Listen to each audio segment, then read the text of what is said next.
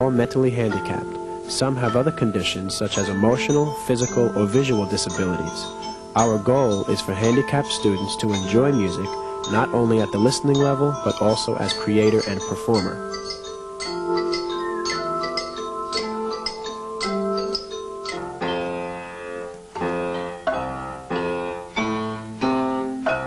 We use mostly ORF instruments in our arrangements. They provide immediate musical reinforcement while helping to develop gross motor skills, as seen here with the contrabass, and fine motor skills, as seen here with the soprano metallophone. Some instruments not specifically associated with the ORF collection are also used to provide for each student's individual abilities. Here, a blind student plays the keyboard using the raised sharps and flats to feel his way around. Chime bars help develop gross motor skills and do not require accuracy in aiming and hitting the note. This is one less thing the musician has to think about when playing his or her part. In order to perform the Pachelbel canon, changes were made from true canon form so that each line shown here was played by one student and repeated throughout the piece. Otherwise, each performer would have had to learn every line. As you can see, some parts are easier than others. Since the abilities of the members vary, this allows us to assign parts suitable to the strengths and weaknesses of each performer. Our contrabass player needed his part explained in terms he could understand. Skip two. Then the right hand comes and hits the one next to it. Then skip two. Hit this. Right hand comes, hits the one next to it. This is what's worked with Chris. Down two, then back to the F, then the G, and we go. Skip two, next to it, skip two, next to it, skip two, then back to the F, and then back to the beginning. Teaching the 8 separate and different chords of the bass xylophone part required some ingenuity. Lined up with the number of the row that is on, and the number indicates what note he should play. So when he's playing the first row, he hits 1, 1, 1, 2, 2, 2, 2, 3, 3, 3, 3, 4, 4, and so on until he gets right to the end. And then he goes back to the beginning. Okay, Jeff? Let's try that. Jeff? Okay, stop. Stop. You ready? One, two, ready, go. 1, 2, 3, 4, 5, 6, 7, 8, and so on. Now we're back to the beginning. 1, 2, ready, go.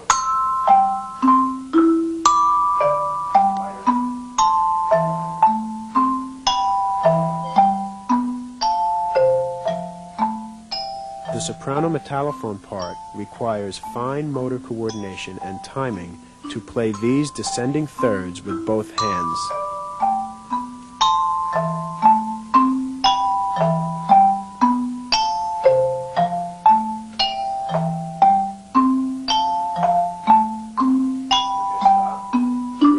Good.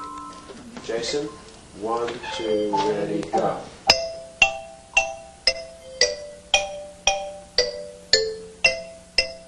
The alto xylophone player has good fine motor coordination and a strong sense of rhythm and phrasing. This musician is playing both melody and harmony at the same time.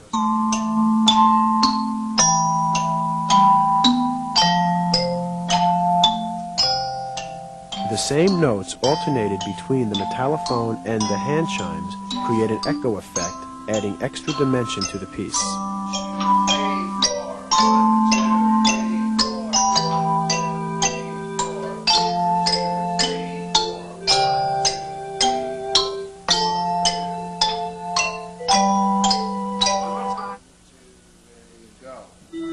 It was not surprising that this student, who reads Braille, would also take very well to the keyboard.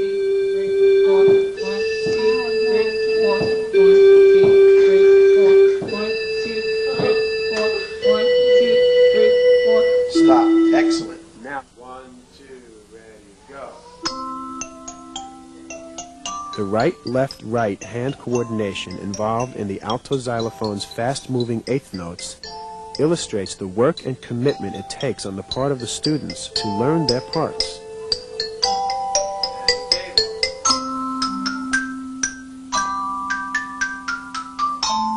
Since our soprano xylophone player has limited use of his right hand, he plays his solo with his left hand.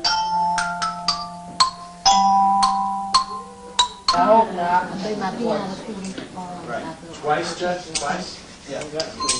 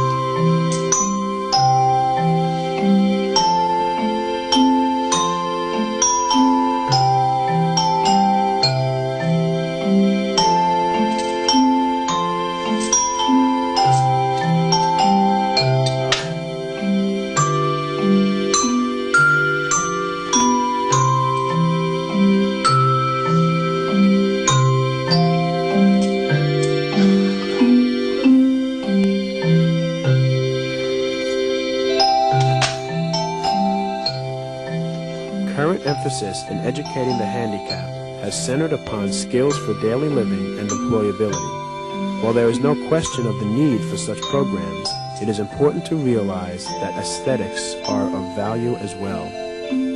Subtlety and beauty in the arts do not elude the handicapped. As with the mainstream population, these people need to experience all aspects of life to the greatest degree possible.